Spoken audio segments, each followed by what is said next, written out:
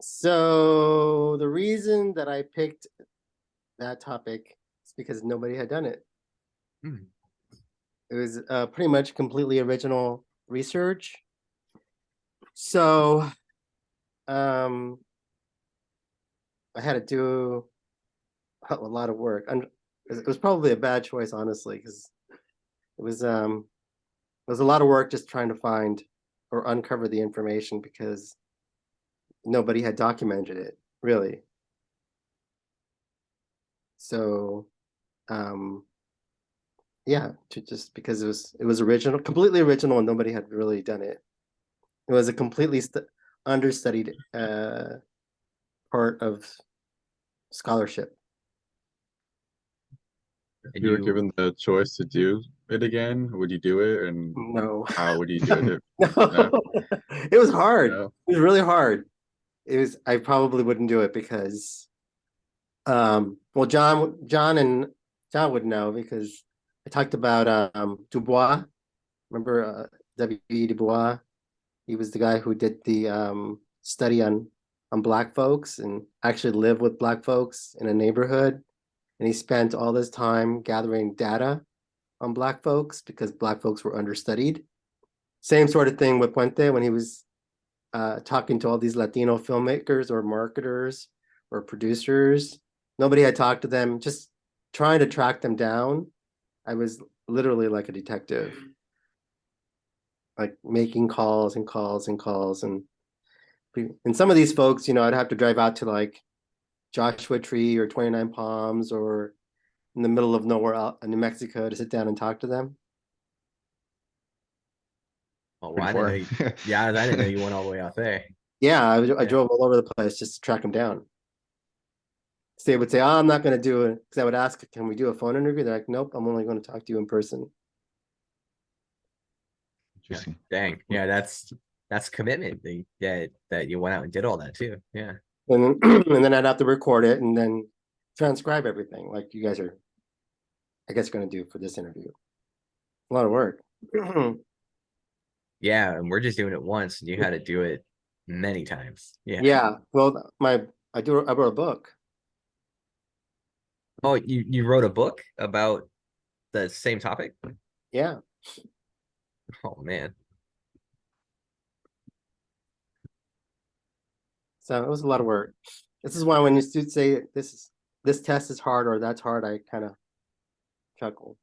Yeah. You're like there are other things in life that are harder. Try being a parent. Yeah, yeah, exactly. Yeah. Right? So, anyways, it's all, you only know what you know. But so Yeah. to answer your question, no, I wouldn't do it again. It was really, it was very difficult.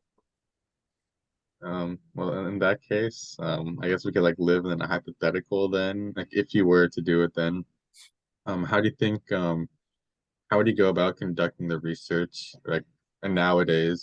Because for the 80s you compared it, or the 80s films, you looked at it through the different lens of periodization.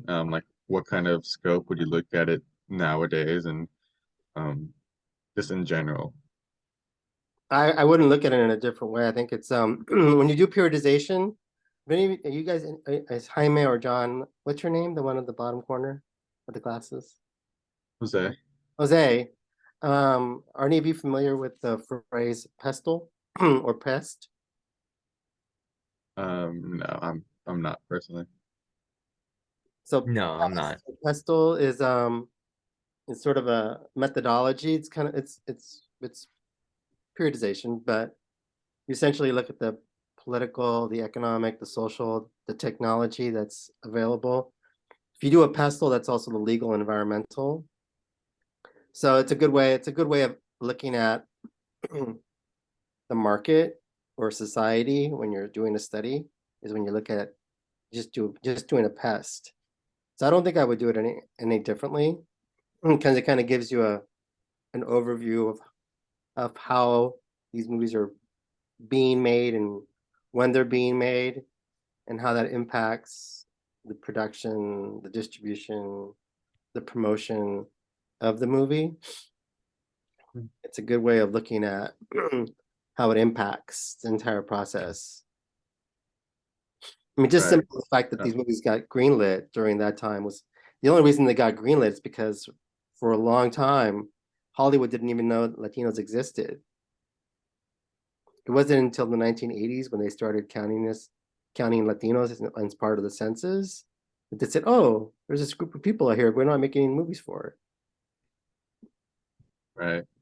So I think I don't think I would change anything. I think I'd still use a periodization because I think it's a good way of analyzing anything, really, honestly.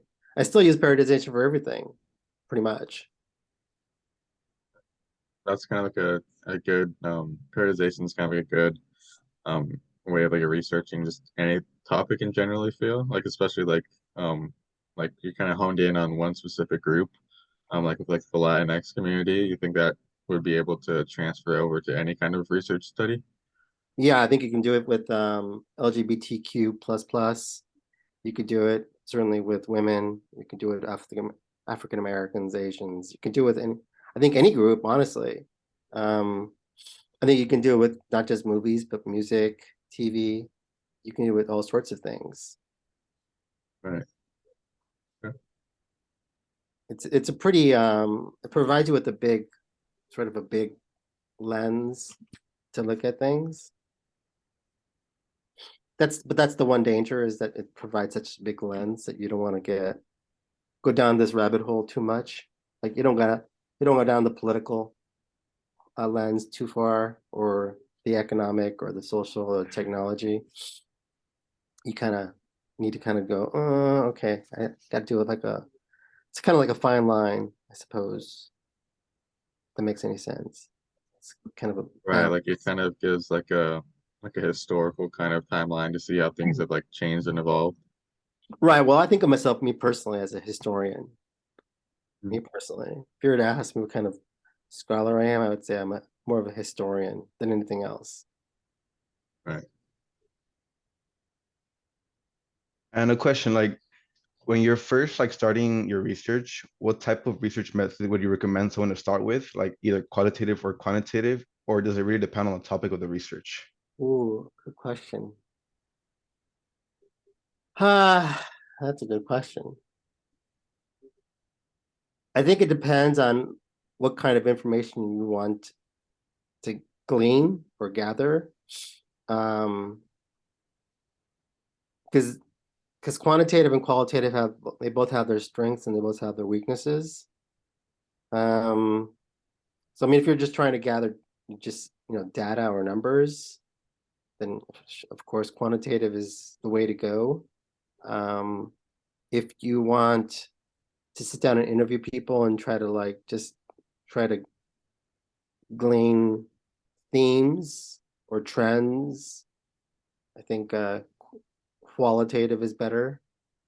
So it just really depends on what it is that you want to gather. What's your end game, and that's going to determine your method. Maybe you need to mix a little bit of both. Mhm.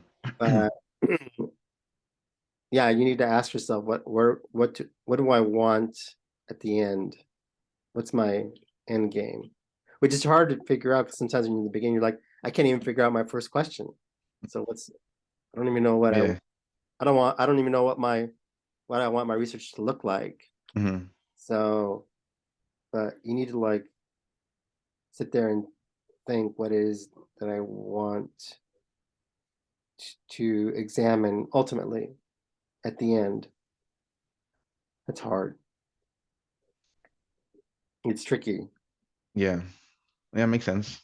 And then also being open to pivot in case you're going down this path, but all your information and data is taking you down this other path. And you go, well, maybe I should keep going this way since all my data is taking me this way. Mhm. Which means you can't be married to your idea. You got to be can't be so stubborn. You have to be bendable. I mean, you have to be amendable because your information is taking you this other way as opposed to this way where you thought it was going to go, but ends up taking you over here. That's the thing with research. You can't control it sometimes. You can't be a control freak. In general. Because you can't control people who are going to respond to your answers.